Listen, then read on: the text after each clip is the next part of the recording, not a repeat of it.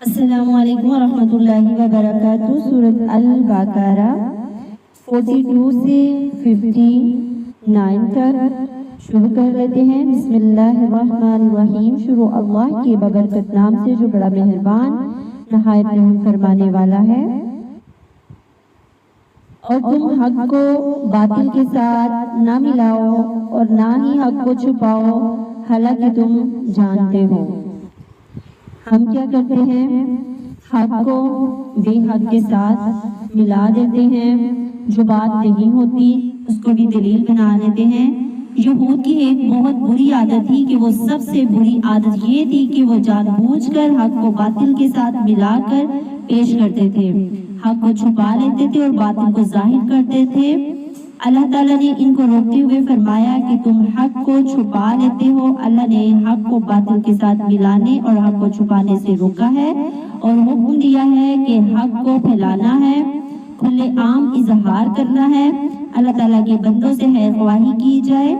حق سے مراد سچی بات ہے، یعنی جو احکام اللہ تعالیٰ نے دیے ہیں اس پر عمل کرنا ہے اور جو نہیں دیے اس کو بنیاد نہیں بنانا۔ اس کی وضاحت سورۃ لقمان کی آیات نمبر 30 میں بھی ہمیں ملتی ہے کہ جو اللہ نے بتایا ہے اس کو ہم چھپا لیتے ہیں، یعنی اس کتاب اللہ میں جو حکم ہمیں ملا ہے ہم اس کو چھپا لیتے ہیں۔ اللہ نے اسے منع کیا ہے۔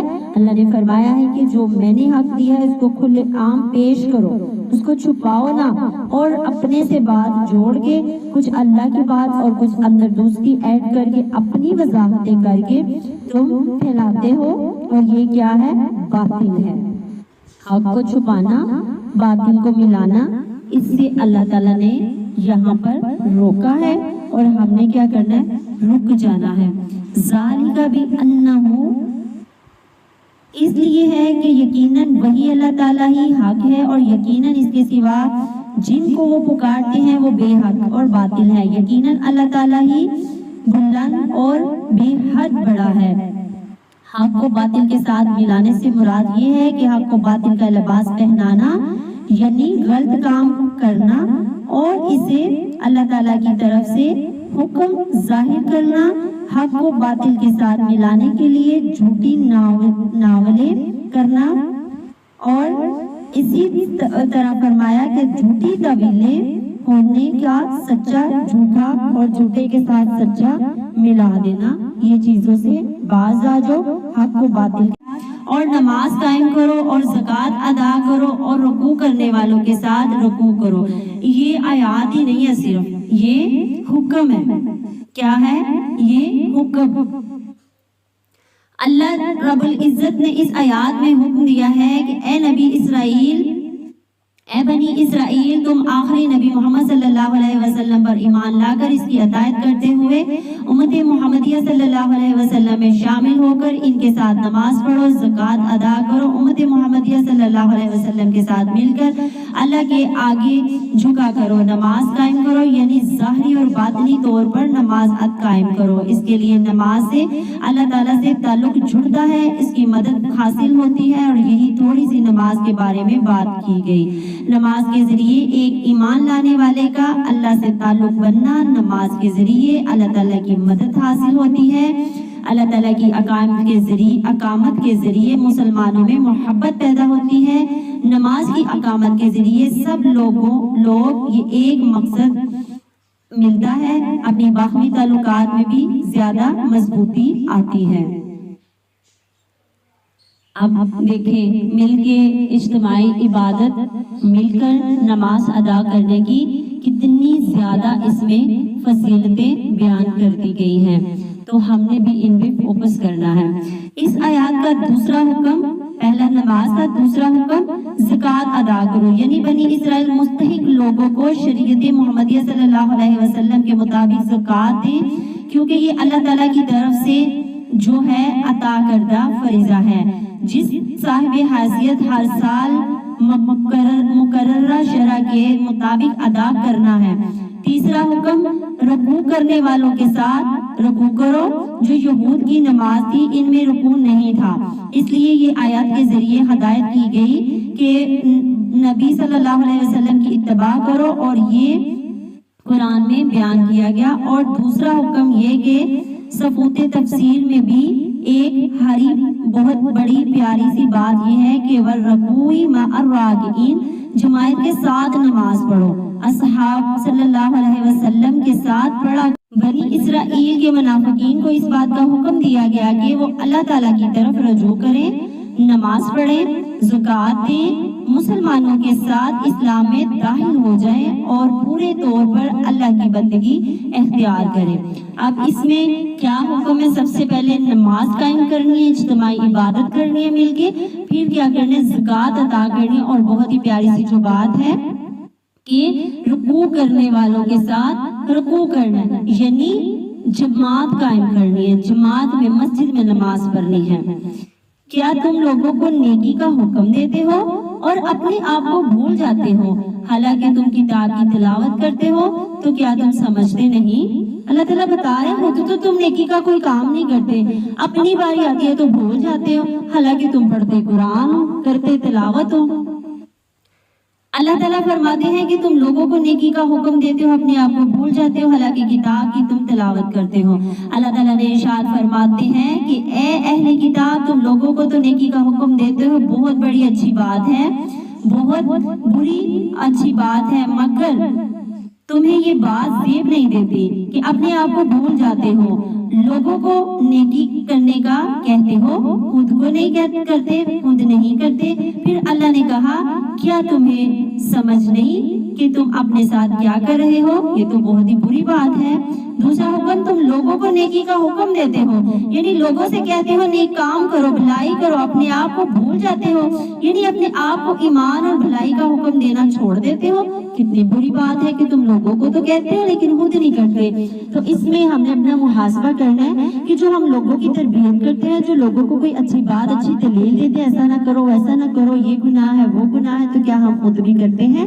اگر نہیں کرتے ہیں تو کرنے کے کاموں میں لکھ لیجئے کہ انشاءاللہ میں نے پچھلا جو کیا سو کیا، اب میں انشاءاللہ اس کام کو، اس حکم کو اپناؤں گی اور اس پہ عمل کروں گی انشاءاللہ۔ نبی کریم صلی اللہ علیہ وسلم نے فرمایا میں معراج کے دن ان لوگوں کے پاس سے گزرا جن کے ہونٹ اور زبان کاٹے جا رہے تھے۔ محمد صلی اللہ علیہ وسلم سے نے پوچھا تو پھر بتایا گیا کہ محمد صلی اللہ علیہ وسلم سے پوچھا تو پھر بتایا گیا کہ آپ صلی اللہ علیہ وسلم کی امت کے بے عمل عالم ہیں۔ اس طرح آپ صلی اللہ علیہ وسلم نے صحیح بخاری میں قیامت کے دن ایک آدمی کو آگ میں ڈالا جائے گا، اس کی آنکھیں باہر نکل آئیں گی، وہ انہیں لے کر ایسے گھومے گا جیسے گدھا چکی میں گھومتا ہے، اس کے گرد جہنمی جمع ہو جائیں گے اور کہیں گے اے فلاں تجھے کیا ہوا، کیا تو نیکی کا حکم نہیں دیتا تھا اور برائی سے نہیں روکتا تھا؟ وہ کہے گا ہاں یقیناً، لیکن میں لوگوں کو تو نیکی کا حکم دیتا تھا لیکن خود کو بھول جاتا تھا۔ کیسے لوگوں کو نبی صلی اللہ علیہ وسلم نے دیکھا تھا؟ پھر ان سے جب سوال کیا گیا تو آپ نے بتایا کہ ان کے ہونٹ اور آنکھیں نکلی ہوئی تھی۔ کس حوالے سے؟ کیونکہ وہ لوگوں کو تو حکم دیتے تھے، خود کوئی کچھ نہیں کرتے تھے۔ تو اللہ نہ کرے کہ ہم اس جگہ پر آئیں۔ اور آگے بہت ہی پیاری سی بہت زبردست آیات ہے، وَاسْتَعِینُوا بِالصَّبْرِ وَالصَّلَاةِ، اور صبر اور نماز کے ذریعے سے مدد مانگو، اور بلا شبہ وہ نماز یقیناً بہت بڑی ہے مگر عاجزی کرنے والوں کے لیے۔ مگر کی شرط اللہ تعالیٰ نے یہاں پر لگا دی ہے، کیا کرو؟ اگر تمہیں اللہ کی مدد چاہیے تو صبر کے ساتھ، صبر اور نماز کے ذریعے سے مدد مانگو۔ اللہ تعالیٰ نے اپنے بندوں کو حکم دیا ہے کہ وہ دنیا آخرت کی جس بھلائی کی وہ امید رکھتی، اس کے حصول کے لیے وہ صبر اور نماز سے مدد حاصل کرے، کہ فکر آخرت کے سلسلے میں فرائض پر صبر اور نماز کے ساتھ مدد لیا کرو۔ صبر کی کافی سی اقسام ہے، یہ آپ نے نوٹ کرنی ہے۔ اللہ کی اطاعت پر اپنے نفس کو پابند کرنا، اللہ تعالیٰ کی نافرمانی سے اپنے آپ کو روک لینا، اللہ تعالیٰ کی تقدیر پر ہر صبر کرنا، اللہ تعالیٰ کے حکموں پر راضی رہنا۔ ہر معاملے میں صبر کے ذریعے بہت زیادہ مدد ملتی ہے۔ جو کوئی صبر کرنے کی کوشش کرتا ہے، اللہ سے صبر کرنے کی توفیق عطا مانگتا ہے تو اللہ تعالیٰ اسے توفیق عطا کر دیتا ہے۔ صبر پر مصیبت علاج سے ہر مشقت کی دعا اور ہر مشکل کا حل ہے۔ صبر ہی انسان کو حق کے راستے پر ہمیشہ چلانے کے لیے پھر اللہ تعالیٰ کے ساتھ اللہ تعالیٰ کا ساتھ نصیب ہوتا ہے، کیونکہ ہم اس کا حکم مانتے ہیں اور نماز قائم کرتے ہیں، اور سارے غموں سے، سارے دکھوں سے ہمیں چھٹکارا مل جاتا ہے۔ ہمارے کرنے کے کیا کام ہیں؟ اوپر بتا گیا ہے کہ صبر کی کافی ساری اقسام ہیں۔ اللہ کی اطاعت، سب سے پہلے اللہ کی اطاعت کرنی ہے، پھر اللہ تعالیٰ کی نافرمانی سے خود کو بچانا ہے، اللہ نے جو تقدیر اچھی یا بری لکھ دی ہے اس پہ صبر کرنا ہے، اللہ تعالیٰ کے حکموں پر راضی رہنا ہے، انگلی نہیں اٹھانی، سوال نہیں کرنی۔ ہمیں کوئی بھی مشکلات آئے تو کیا کرو؟ نماز ادا کرو۔ صحیح مسلم کی حدیث ہے، پھر اللہ تعالیٰ نے فرمایا صبر اور نماز کے ذریعے سے مدد مانگو۔ نماز بندے اور رب کے درمیان ایک خاص ملاقات ہے، انسان کا دل اس خاص ملاقات سے خاص تعلق میں بن جاتا ہے۔ انسان کی روح نماز سے غذا اور قوت حاصل کرتی ہے، یہ قوت تعلق دنیا کے تمام مال اسباب سے زیادہ قیمتی ہے۔ جب ہر قسم کی مدد ختم ہو جائے تو جب سارے اسباب کا رشتہ کٹ جائے تو انسان کو نماز مدد دیتی ہے۔ بلا شبہ نماز یقیناً بہت بڑی ہے، مگر عاجزی کرنے والوں کے لیے نماز اللہ تعالیٰ کے ڈرنے والوں کے سوا سب پر بڑی بھاری ہے۔ دل کی نافرمانیوں سے بچنا نماز خشوع خضوع کرنے والے پر ہلکی ہوتی اور آسان ہوتی ہے۔ اس کے برعکس جو ثواب کی امید نہیں رکھتے، اللہ کے عذاب سے نہیں ڈرتے، ایسے لوگوں کے لیے نماز بوجھل ہو جاتی ہے۔ کیا جو اللہ سے ڈرتے ہیں، اللہ سے محبت کرتے ہیں، ان کے لیے بڑا آسان ہے نماز پڑھنا، اور جو نافرمانی کرتے ہیں، اللہ سے ڈرتے نہیں ہیں، ان کے لیے بوجھ ہے، وہ نہیں اٹھانا چاہتے، وہ ڈرتے ہیں، بوجھ اٹھانے سے ہمت نہیں کرتے، اگنور کر دیتے ہیں۔ لیکن ہم نے کیا کرنا ہے؟ اللہ سے ڈرنا ہے تاکہ ہمارے لیے نماز آسان ہو جائے، ہمارا دل کرے کہ ہم نماز پڑھیں۔ تو اللہ کرے آپ کو بھی اور مجھے بھی یہ والی دعا ہمارے حق میں قبول ہو جائے کہ اللہ تعالی ہمیں نماز کی توفیق عطا فرمائے۔ اگلی آیات، یہاں یقین رکھتے ہیں کہ بلا شبہ وہ اپنے رب سے ملاقات کرنے والے ہیں اور یقیناً وہ اسی کی طرف لوٹنے والے ہیں۔ یہاں پہ ہم نے کیا کرنا ہے؟ یقین رکھنا ہے کہ ہم اپنے رب سے ضرور ملیں گے اور ہم نے اسی کی طرف لوٹ کے جانا، یہ ہمارا یقین ہونا چاہیے۔ اگلی آیات، اے بنی اسرائیل یاد کرو میری نعمت کو جو میں نے تمہیں عطا کی تھی اور یقیناً میں نے تمہیں جہانوں پر فضیلت دی تھی۔ یہاں پہ بھی اللہ تعالیٰ کیا کروا رہے ہیں؟ یاد کروا رہے ہیں، پیچھے بھی یاد کروائے، یہاں پہ بھی یاد کروا رہے ہیں کہ اللہ تعالیٰ نے بنی اسرائیل کو وہ خاص نعمتیں یاد دلائی جو اللہ تعالیٰ نے ان کے آباء و اجداد کو دی تھی۔ وہ کون سی نعمتیں تھیں؟ اللہ تعالیٰ نے انہیں حق کا علم دیا، اپنے پیغمبروں کے ذریعے شریعت کا علم عطا کیا، ساری دنیا کے لیے رہنما بنایا، وہ تمام انسانوں کو اللہ تعالیٰ کی طرف بلائے، اور اللہ تعالیٰ کا سب سے بڑا انعام تھا۔ یاد ہوگا کہ آپ کو پچھلی آیات میں بھی یہ چیزیں مل گئی ہیں کہ اللہ تعالیٰ نے بنی اسرائیل کو انعام دوسری بار اس لیے یاد دلایا کہ وہ قرآن مجید اور محمد صلی اللہ علیہ وسلم پر ایمان لے آئیں، سب سے پہلے انکار کرنے والے نہ بن جائیں، جھک جانے والوں کے ساتھ جھک جائیں۔ اللہ تعالیٰ کی فرماتے ہیں میں نے تمام جہانوں پر فضیلت دی ہے۔ اللہ تعالیٰ بنی اسرائیل کو یہ فضیلت تب عطا کی تھی جب وہ سبھی معنوں میں حق پر تھے، جب انہوں نے اللہ تعالیٰ کے پیغام لوگوں تک پہنچانا صحیح پہنچایا۔ سارے جہان سے مراد ان کا زمانہ ہے۔ فضیلت کے اعتبار سے یہ کتاب نازل کی گئی اور رسول بھیجے گئے سیدنا موسیٰ علیہ السلام کے زمانے میں بھی، اور یہ دوسری بار یہاں پر اللہ تعالیٰ نے پھر سے ان کو نعمتیں یاد کروائی ہیں، اور نعمتوں کے بعد کہا کہ تم نماز قائم کرو، زکوٰۃ ادا کرو اور رکوع کرنے والوں کے ساتھ رکوع کرو۔ یہ آیتیں تب اللہ نے نازل کی جب وہ حق پر تھے، کچھ اچھے کام کر رہے تھے۔ اللہ تعالیٰ نے بنی اسرائیل سے یہ فضیلت تب واپس لے لی جب انہوں نے اپنے رب کے احکام سے منہ پھیر لیا، انبیاء کی نافرمانیاں کرنے لگے، اللہ تعالیٰ کے انعامات کی ناشکری کی، اپنی ذمہ داریاں ادا کرنا چھوڑ دی، اللہ کے عہد کو توڑ دیا، تو اللہ تعالیٰ نے ان سے یہ فضیلت لے کر امتی محمدیہ صلاۃ والسلام کے سپرد فریضہ کر دیا۔ یہ بخاری شریف میں بھی موجود ہے اللہ تعالیٰ نے کب ان سے چھینا، اور اللہ تعالیٰ آج بھی اسی بندے سے رحمت چھینتا ہے جو نافرمانی کرتے. تو انہوں نے کیا کیا تھا؟ انبیاء کی نافرمانیاں کی تھی، اس وجہ سے اللہ تعالیٰ نے چھین کر یہ جو فضیلت ہے ہم پر یعنی امت محمدیہ صلی اللہ علیہ وسلم پر کی. اگلی آیات،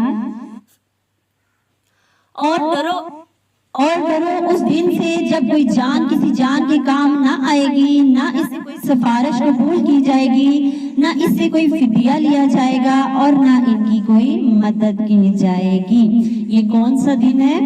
آخرت کا دن ہے، جب کوئی مال ہمارے کام نہ آئے گا، اس وقت کوئی سفارش ہمارے کام نہ آئے گی. اللہ تعالیٰ نے بنی اسرائیل کو برائیوں سے بچانے اور نیکیوں پر آمادہ کرنے کے لیے اپنی نعمتیں یاد دلائیں، اور اب قیامت کی ہولناکیوں سے اللہ ڈرا رہے ہیں کہ ڈرو اس دن سے جب کہ کوئی جان کسی جان کے کام نہ آئے گی، یعنی آخرت کے دن سے. اللہ تعالیٰ نے سورۃ زمر میں کہا کہ بوجھ اٹھانے والی جان کسی دوسرے کا بوجھ نہیں اٹھائے گی. اس دن آدمی اپنے بھائی سے، اپنی ماں سے، اپنے باپ سے، اپنی بیوی بیٹیوں سے دور بھاگے گا. اس دن ان میں سے ہر شخص کی حالت ایسی ہوگی جیسے بالکل وہ دوسروں سے بے نیاز ہو چکا ہے. یہ قیامت کی منظر کشی ہے سورۃ الزمر کہ کوئی بوجھ نہ اٹھا سکے گا کسی کا، کوئی جان کسی جان کا بوجھ نہ. ہر ایک رشتہ، دیکھیں آج دنیا میں ہم کتنے بلند ہیں، کتنے اعلیٰ خود کو سمجھتے ہیں. سورۃ المدثر 48 آیات میں بھی چنانچہ سفارش کرنے والے کی سفارش ان کو کوئی نفع ہی نہ دے گی، اور نہ ان سے کوئی فدیہ لیا جائے گا. کافروں سے کوئی فدیہ قبول ہی نہ کیا جائے گا، نہ ان کی مدد کی جائے گی، یعنی ان سے کوئی عذاب ہٹایا ہی نہیں جائے گا. اس بات کی تشریح سورۃ الطارق آیت نمبر 10 میں بھی آئی ہے. اس کے پاس نہ کوئی قوت ہوگی اور نہ ہی کوئی مدد ہوگی. آج دنیا میں تو ہم کسی کی سفارشی بن جاتے ہیں، روز آخرت سفارش بھی نہیں، صدقہ یعنی فدیہ اس کے بارے میں دیا جائے وہ بھی نہیں، نہ صدقہ، نہ سفارش، نہ گڑ گڑانا، نہ رونا، نہ سجدے میں سر ٹکانا، کچھ بھی قبول نہیں کیا جائے گا. تو جو کرنا ہے ہم نے آج کرنا ہے، کس کے لیے؟ اپنے کل کے لیے. اگلی آیات، اور ہم نے تم پر بادل کا سایہ کیا اور تم پر من و سلوہ نازل کیا، پاک چیزوں میں سے جو ہم نے تمہیں رزق دیا کھاؤ، اور ہم نے اس پر ظلم نہیں کیا بلکہ وہ خود اپنی ہی جانوں پر ظلم کرتے ہیں. 57 آیات کہ ہم نے، اللہ تعالیٰ بتا رہے ہیں کہ میں نے بادل کا سایہ کیا، من و سلوہ کھانے کے لیے تمہیں چیزیں دی، رزق دیا، مگر میں نے کسی پہ کوئی ظلم نہیں کیا. انسان خود ہی اپنے اوپر ظلم کرتا ہے. کون؟ انسان خود اپنے آپ کو آگ کے گھڑے کے قریب لے کر جاتا ہے.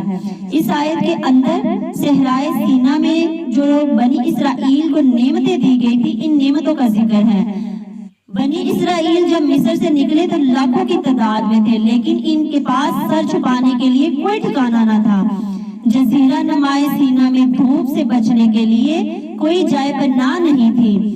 اس دور میں بنی اسرائیل پر بادلوں کا سایہ رکھا گیا تاکہ انہیں ہلاک ہونے سے بچایا جائے. ان کے کھانے کے لیے من و سلوہ نازل کیا، ان کے پانی کے لیے 12 چشموں کا بھی انتظام کیا گیا. من و سلوہ کیا ہے؟ من سے مراد جو درخت یا پتھر پر گری تھی اور شہد کی طرح میٹھی ہوتی تھی، بعد کے نزدیک شہر یا میٹھے پانی کی طرح ہوتی تھی. اور جو کمبی ہے وہ من کی قسم کی تھی جو بنی اسرائیل سیدنا موسیٰ علیہ السلام پر نازل ہوئی، جس کا پانی آنکھوں کے لیے شفا تھا. سلوہ بٹر یا چڑیا کی طرح پرندہ تھا جو جسے ذبح کر کے کھایا جاتا تھا، یعنی ایک نمکین ڈش اور ایک میٹھی شہد کی طرح میٹھی ڈش من و سلوہ ان کے لیے نازل کیا گیا. یہ اللہ کی فضیلتیں تھیں کہ چھت سایہ کوئی نہیں تھا، لیکن اللہ نے کیا کیا؟ ان کے اوپر بادلوں کا سایہ کر دیا. اور کس لیے؟ تاکہ کہیں وہ اتنی گرمی میں مر نہ جائے. یہود کو مانو سلوہ کی غذائیں اس لیے دی گئی تاکہ وہ معاشی جدوجہد سے فارغ ہو کر اللہ تعالیٰ کے احکام کو ادا کرنے میں زیادہ مشغول رہے۔ وہ ضروریات کی چیز پر قناعت کرے، لذتوں کی تلاش میں بھاگنے کی بجائے اللہ تعالیٰ کو راضی کرنے کے لیے بھاگ دوڑ کرے۔ سب سے پہلا فضل جو بنی اسرائیل پر ہوا وہ فکر معاش ہے۔ بے نیازی تھی، عام تکلیفوں سے بچایا گیا، جنگل کی دھوپ سے بچنے کے لیے بادل کا سایہ کیا گیا، انہیں کوئی مشقت نہ کرنے دی اللہ تعالیٰ کے مشن کو پورا کر سکے۔ پھر اللہ تعالیٰ فرماتے ہیں کہ جو پاک چیزیں ہیں میں نے تمہیں دی اور وافر مقدار میں دی، یعنی زیادہ تعداد میں دی۔ رزق میں نے کھلایا تاکہ تم کیا کرو، میرا شکر ادا کرو کہ اللہ رب العزت نے فرمایا جو رزق تمہیں ملا رزقناہم، وہ ہم نے تمہیں عطا کیا تھا۔ رزق رب العزت کی طرف سے ملتا ہے، اس کی وجہ سے انسان کھانے کے بارے میں اللہ کے دیے گئے اصولوں کو قبول کرے، اپنی مرضی کا تابع بن جائے، نہ کہ اپنی مرضی کا تابع بن جائے۔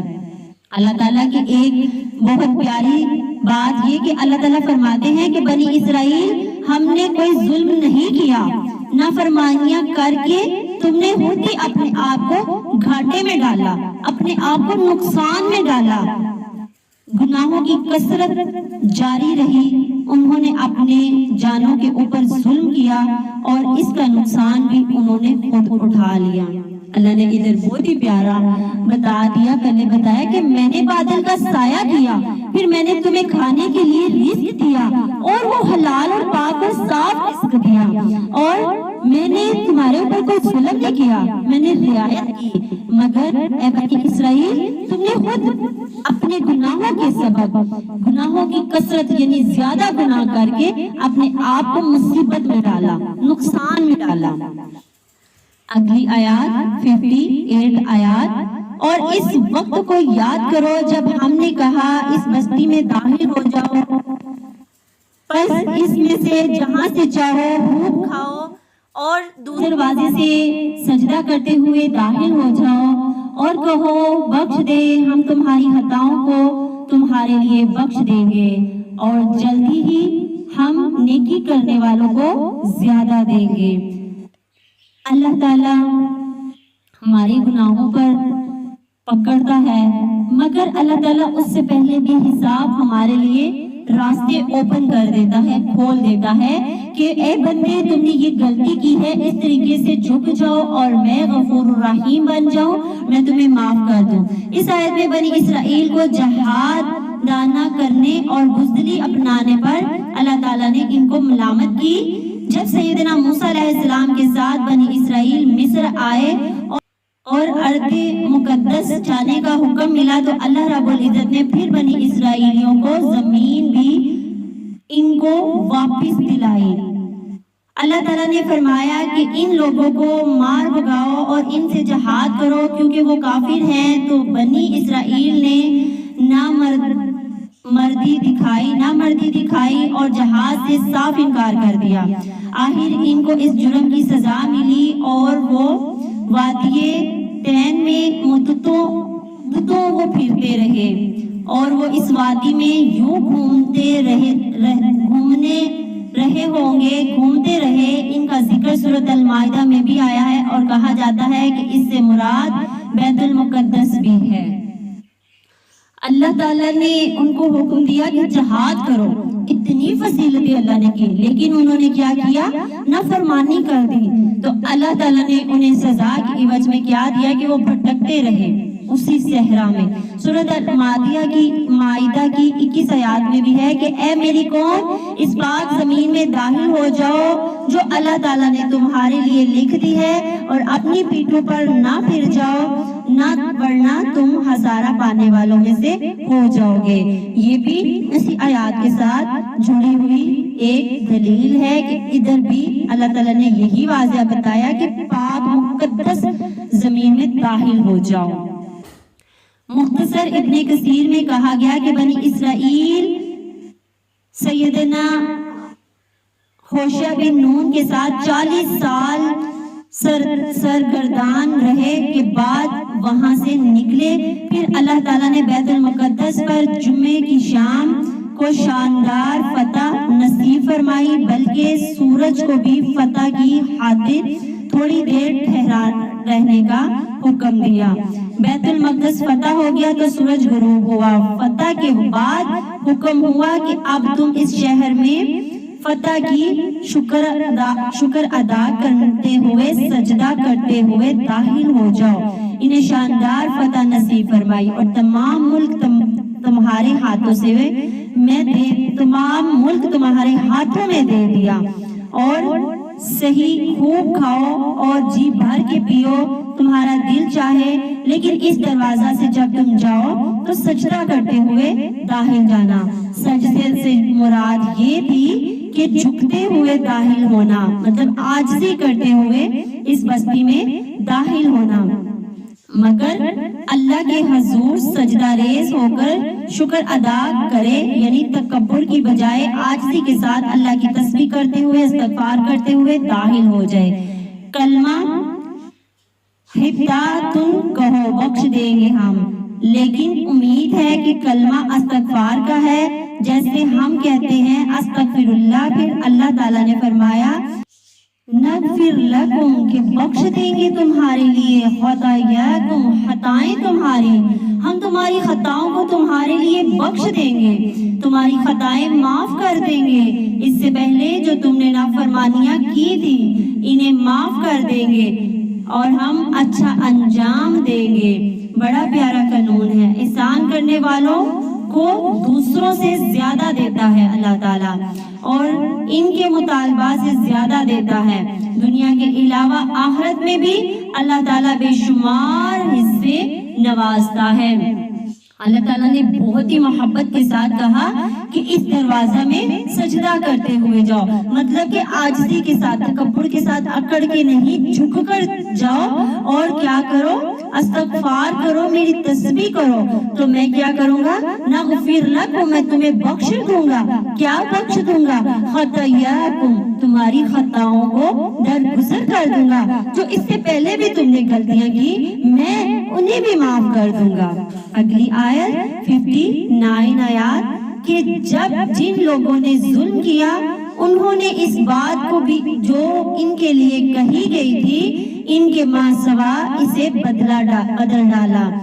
جب ہم نے نازل کیا ان لوگوں پر جنہوں نے ظلم کیا تھا آسمانوں سے عذاب، اس وجہ سے کہ وہ نافرمانی کرتے تھے، کہ جن لوگوں نے ظلم کیا نا انہوں نے اس بات پہ بدل ڈالا جو اللہ نے بتائی تھی، اس کو چینج کر کے اپنے سے خود لکھ لیا۔ جیسے آپ دوسری کتابیں دیکھیں، انہوں نے چینج کر اللہ کی بھیجی ہوئی کتاب کو چینج کر اپنی باتیں لکھ دی ہیں۔